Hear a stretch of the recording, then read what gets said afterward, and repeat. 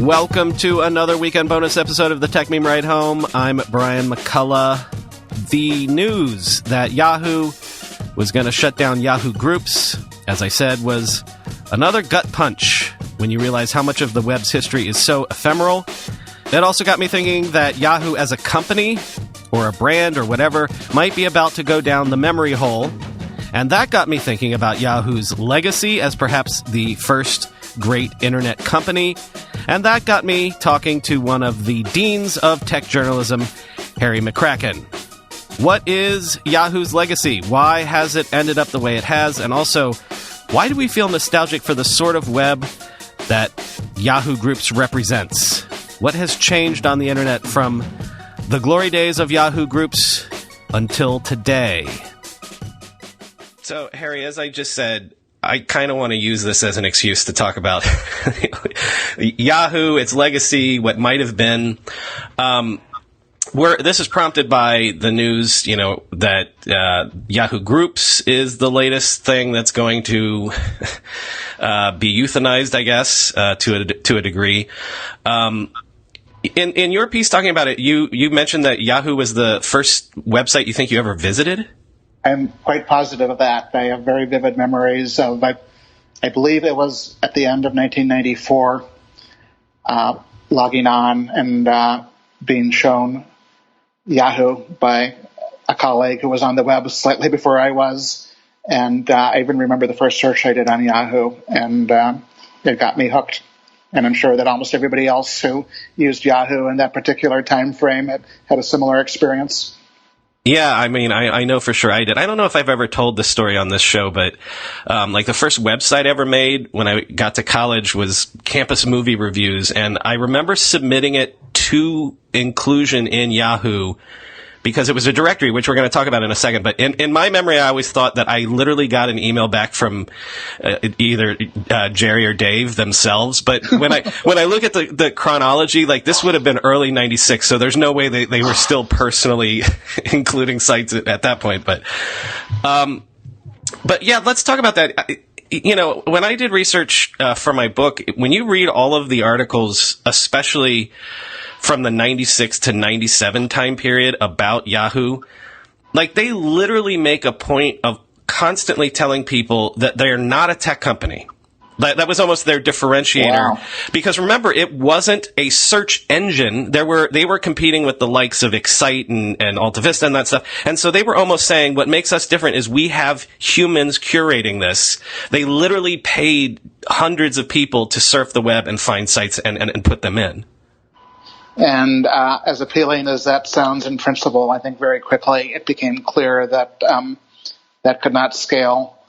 And even well before Google came along, they were competing with AltaVista, which, as imperfect as it was able to encompass the entire internet in a way that Yahoo never was able to. Yeah, and I'm wondering, though, by bringing that up, is that maybe something about the whole Yahoo story is that, on one level, I don't believe them that they didn't think that they were tech people. But at the same time, again, I'm thinking of a specific article when they talked about what they were looking for is they wanted their version of Friends. They wanted their version of must-see TV. They were thinking of the web in the way that we naturally think of it now, how it was going to be about communities. It was going to be about media and things like that. And so in a sense, maybe there was always sort of a dichotomy there where they weren't tech first. They were always looking to be something else first. Yeah, they certainly envisioned themselves as a media company, and they hired Terry Semel, who was a Hollywood guy, to run the company for a large chunk of their history. And, later on when, Carol Bartz was in charge, throughout her entire tenure, almost the only thing she did was try to answer the question, what is Yahoo? Are you a tech company or a media company? And they often skewed towards trying to be a media company, and there really were not all that many instances where that paid off well for them, especially when you compare them to Google and later to Facebook. When to give them credit, and again, I think I said this in the book, they were the first to scale advertising on the web as a business model in a major way, right? Mm-hmm. They were the first to, this is definitely, you can look at it in a negative light today, but they were the first to use your personal information to sell ads against, in the sense that, hey, they were the first to be like, if you give us your zip code, we'll give you your local weather and your local sports scores and things like that. But they were the first to do that, and they were huge winners in the .com era. Like, there was a time when I think their market cap was 160 billion or something. Like, them and AOL, they were the two, like, huge winners up until, 2000. They basically invented the internet portal, and for all the problems they had, they did better than Excite and Lycos and all the other internet portals.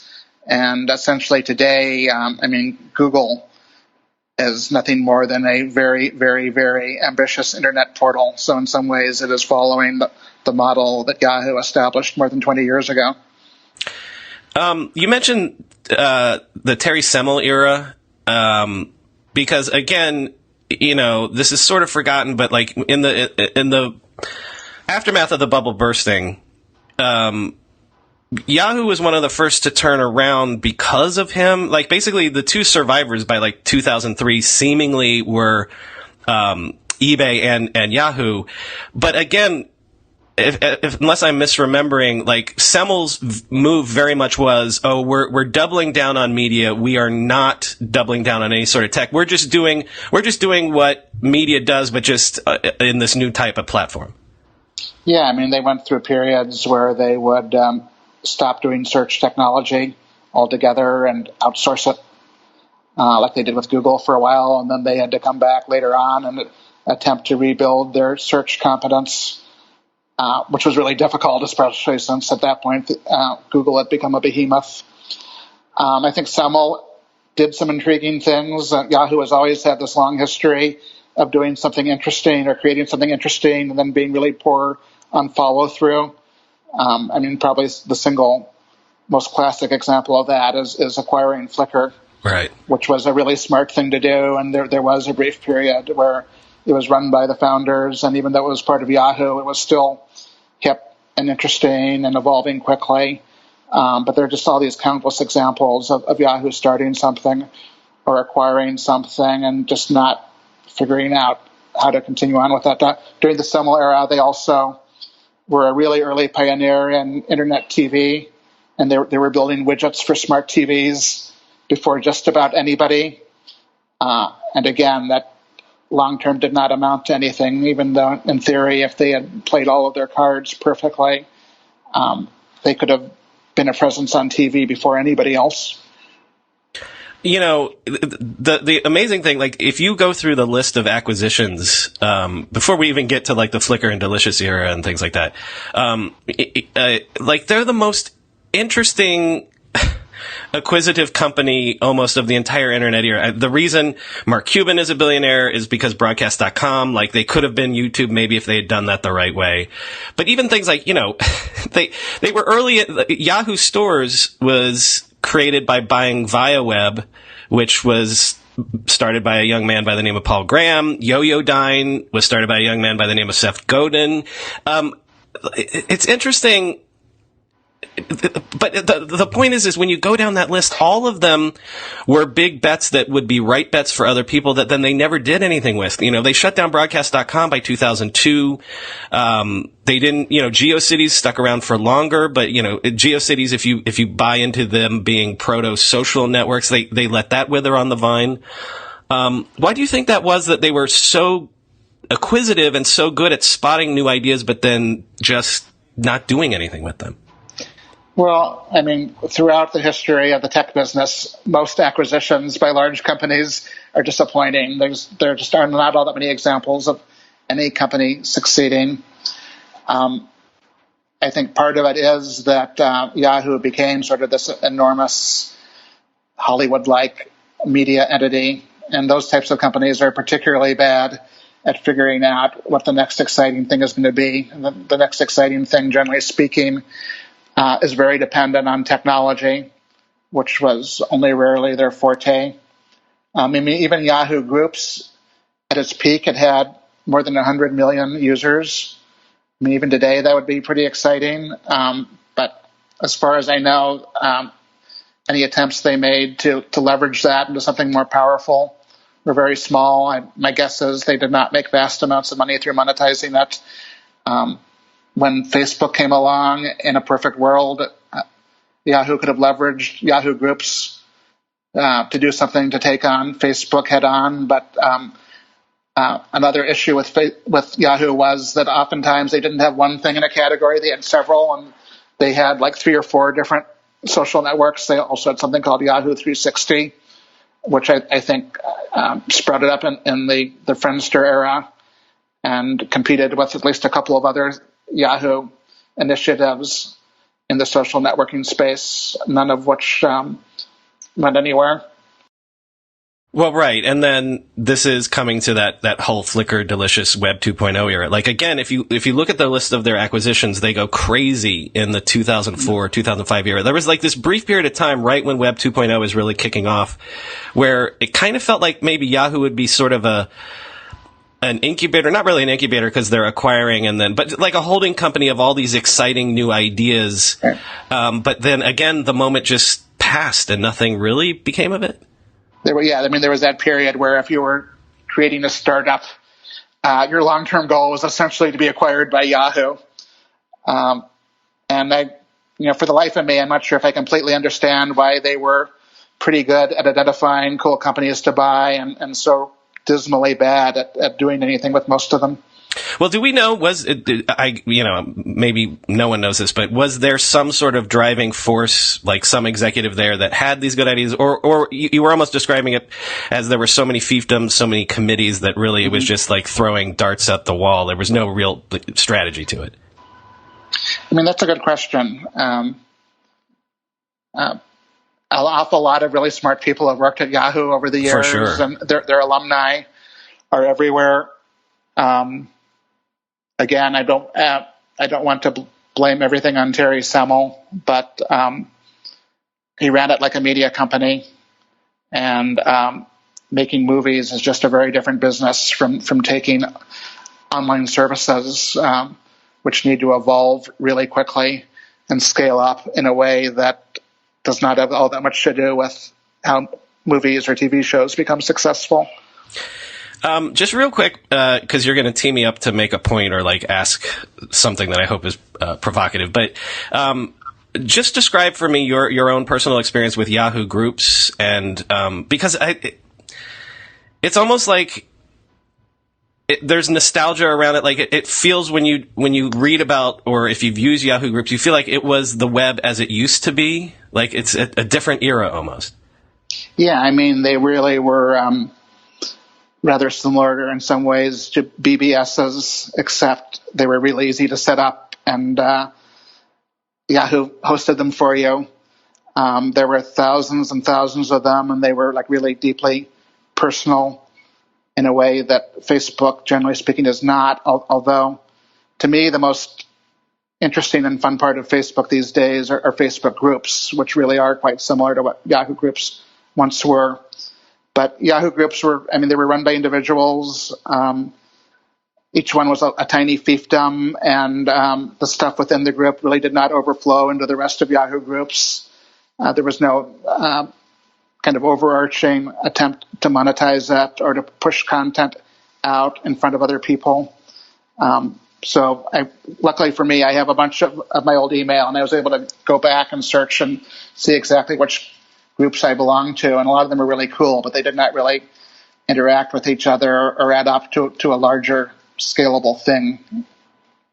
So this is the thing that I wanted to poke at a little bit. Like, again, me looking at it and feeling nostalgic about it, and like that's how the web used to be.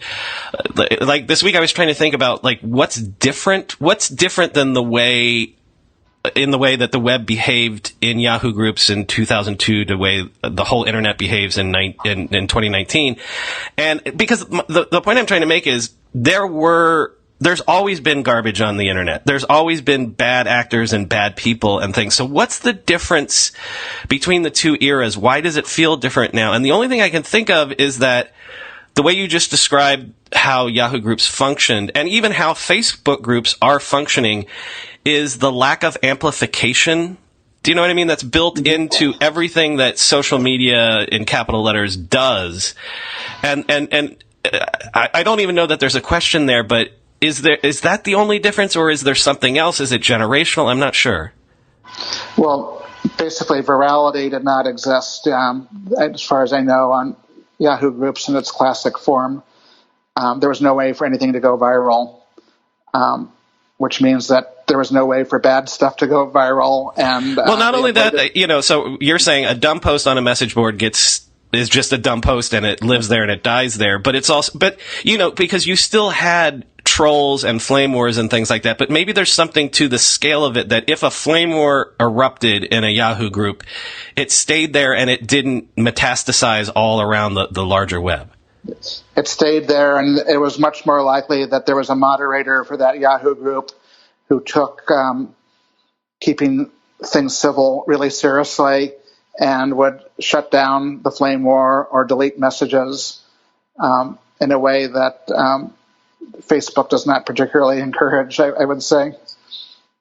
In your piece on Yahoo Groups going away, you wrote that I fully expect to live long enough to see Facebook announce that it's pushing the delete button on at least some of its old content, which I 100% believe too. I think, would you agree with the fact that there's like a generational thing going on now where a certain people's formative memories were on GeoCities, for example. Certain people's formative memories will have been on Snapchat. Now all the kids are on TikTok. Isn't it interesting how seemingly now you used to be able to define generations by music or hairstyles. Now it's almost by the platforms that they came of age on. Yeah, I mean, right now there's a TikTok generation who will eventually look back on it nostalgically in a way that those of us who are a bit older will not understand, and the way that the TikTok generation doesn't understand people being nostalgic about Yahoo Groups. Is that I was going to ask, is that inevitable that it would always roll into another, but neither of us know the answer to that.